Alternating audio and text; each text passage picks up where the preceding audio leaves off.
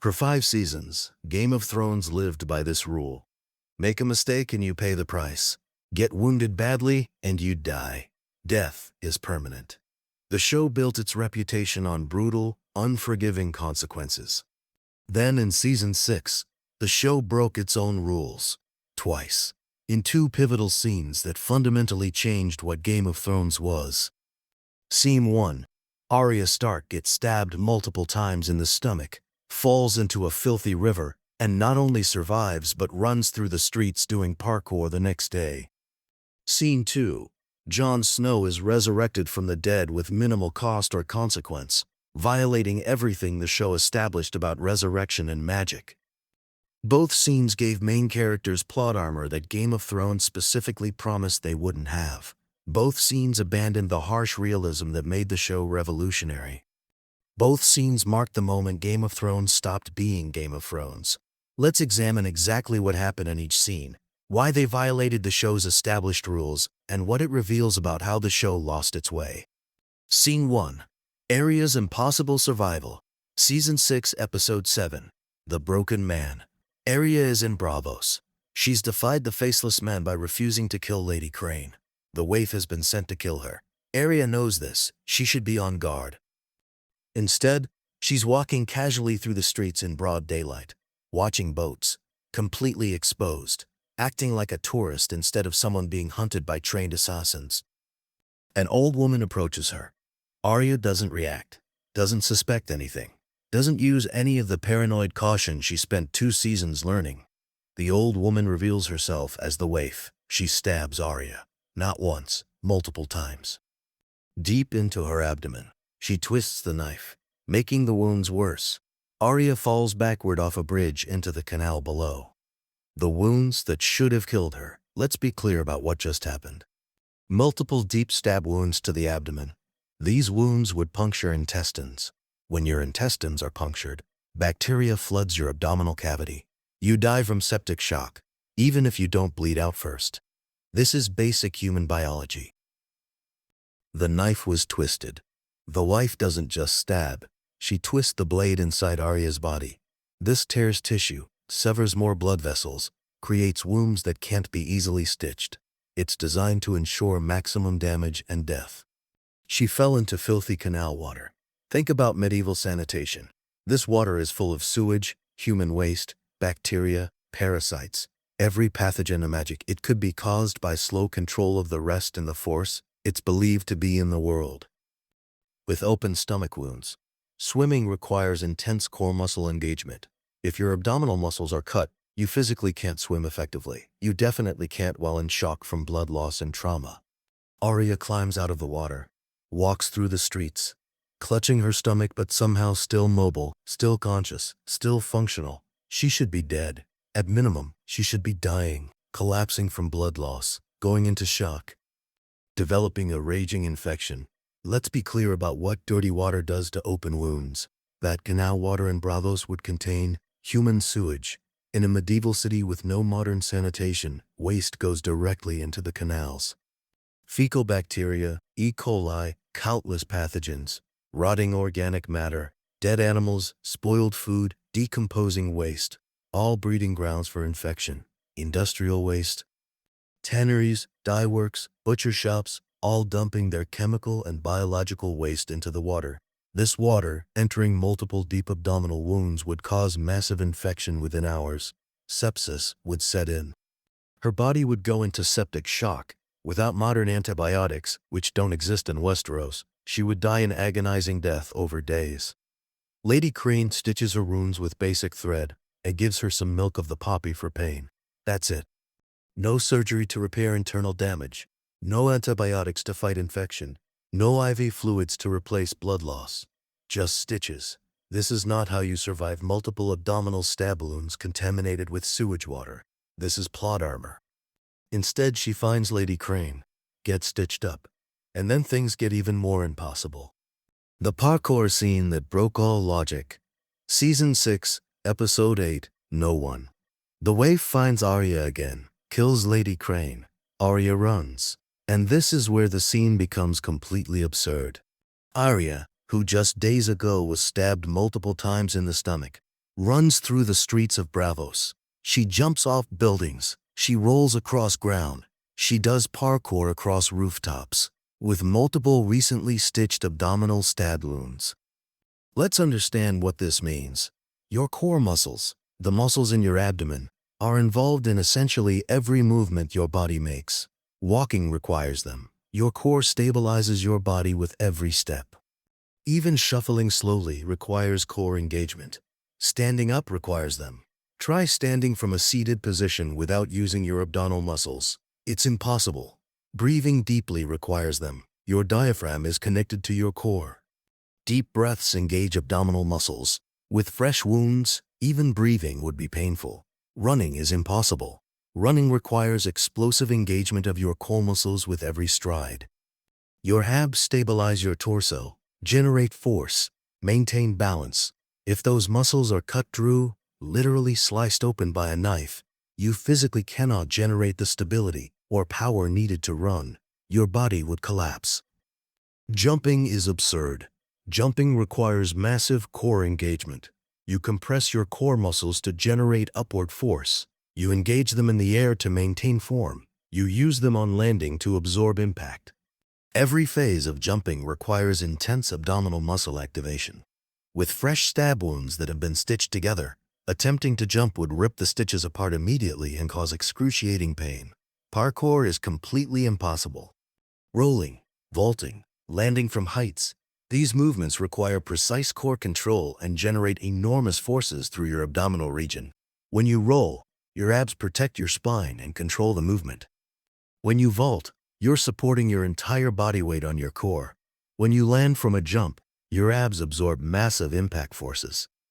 With open wounds, even stitched ones, attempting parkour would be like trying to do gymnastics with a knife stuck in your stomach.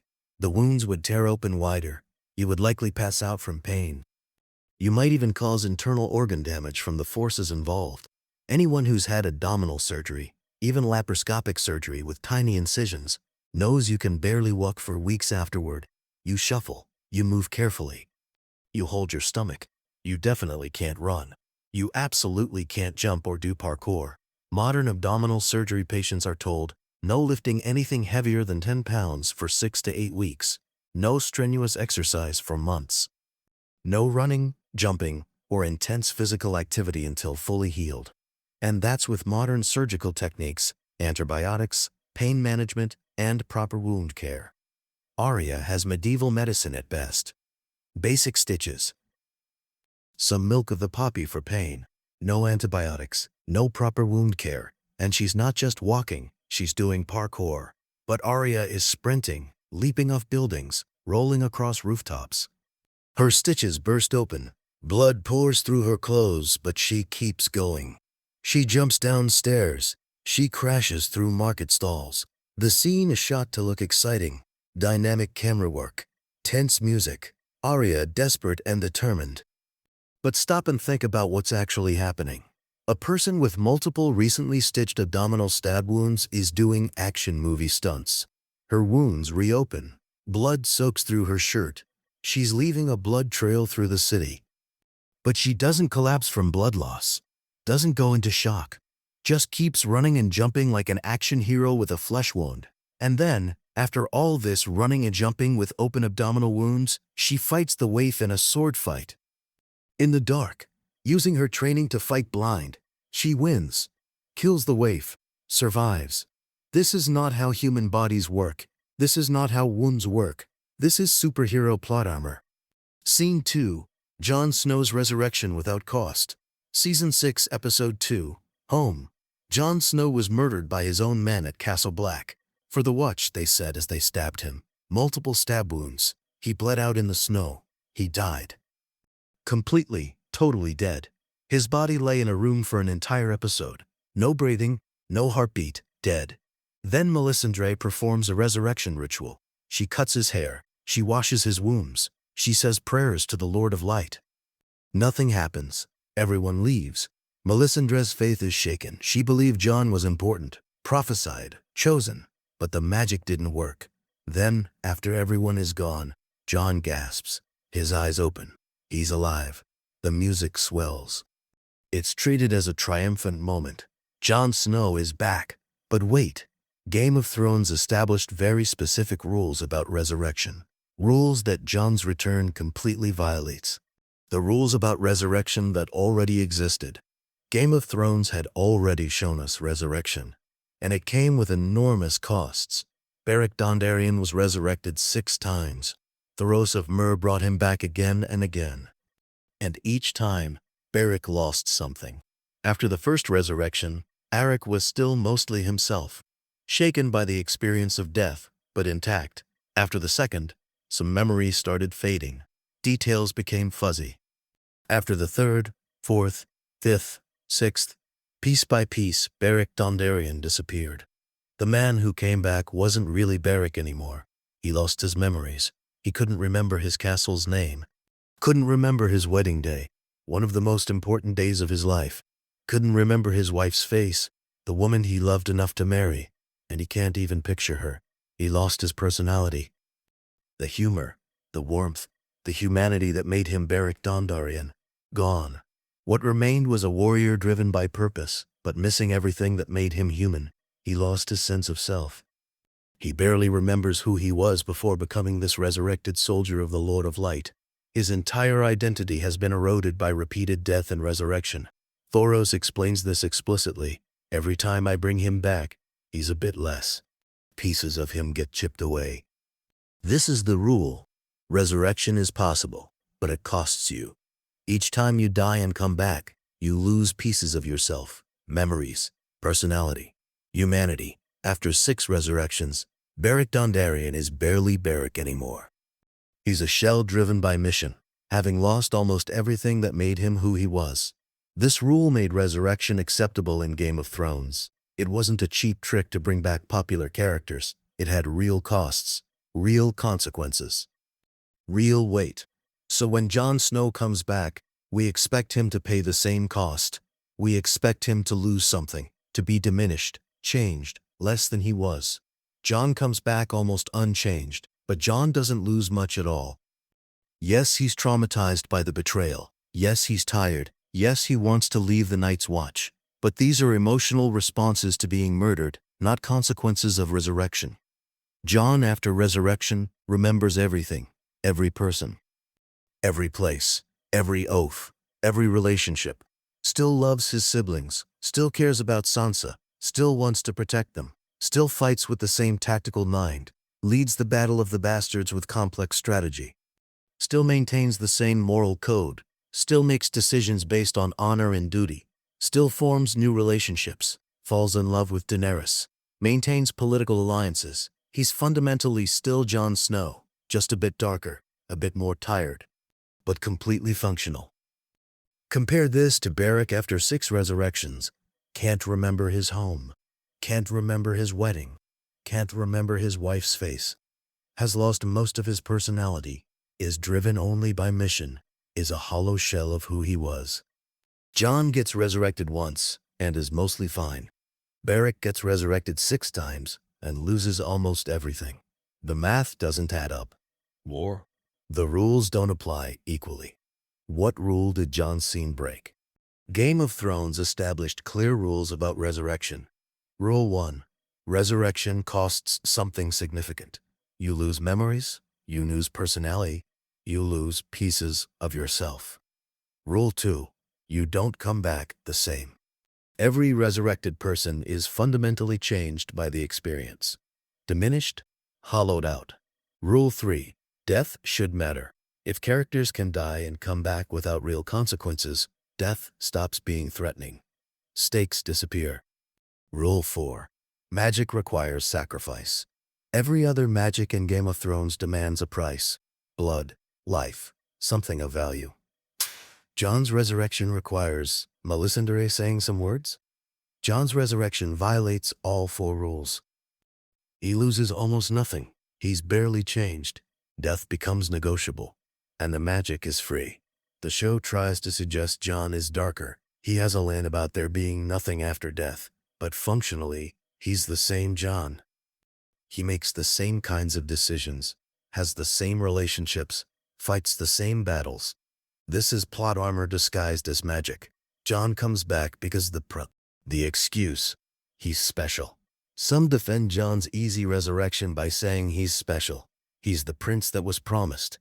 He's Azor Ahai. He's part Targaryen. He's meant for greatness. But this is exactly the kind of chosen one logic that early Game of Thrones rejected. Being special didn't save anyone in early Game of Thrones. Being noble didn't save anyone. Being important to the story didn't save anyone. Make a mistake and you die, period. But Jon gets special treatment. He dies and comes back because the plot needs him. The rules of magic bend for him. The consequences that applied to Beric don't apply to Jon because he's a main character. This is the death of what made Game of Thrones special. The rules only matter until they become inconvenient for your protagonist. The final truth when you play the Game of Thrones, you win or you die. There is no middle ground. For 5 seasons this was true. Make a mistake and you pay the ultimate price. Get wounded badly and you die. Death is the end. But by season 6 the show had created a middle ground. Arya gets stabbed multiple times in the stomach and falls into a filthy river. She should die. Instead, she's doing parkour the next day. She found the middle ground, badly wounded but magically functional. Jon Snow dies. Death is supposed to be permanent or come with enormous cost. But Jon comes back mostly unchanged. He found the middle ground, dead but conveniently resurrected without real consequences. These 2 scenes marked the moment Game of Thrones stopped being Game of Thrones. The show that built its reputation on harsh consequences gave its main characters plot armor. The show that established wounds are deadly. Let a character survive multiple stab wounds and run through a city. The show that established resurrection costs pieces of yourself, brought someone back almost completely whole. The rules that made Game of Thrones revolutionary, that made it feel dangerous and unpredictable and brutally real, were abandoned when they became inconvenient. And once you break the rules, once you show that main characters are protected, once you demonstrate that consequences are optional, you can't go back. The tension evaporates. The stakes disappear. Viewers stop genuinely fearing for characters because we know the show will find a way to save them. Arya's miraculous survival told us main characters can survive medically impossible wounds. Jon's consequence-free resurrection told us death isn't really permanent for important characters, and the cost of magic only applies to side characters. These weren't just 2 scenes that stretched believability. They were the death of what made Game of Thrones special. Because Game of Thrones wasn't popular because of shocking deaths or dragons or battles.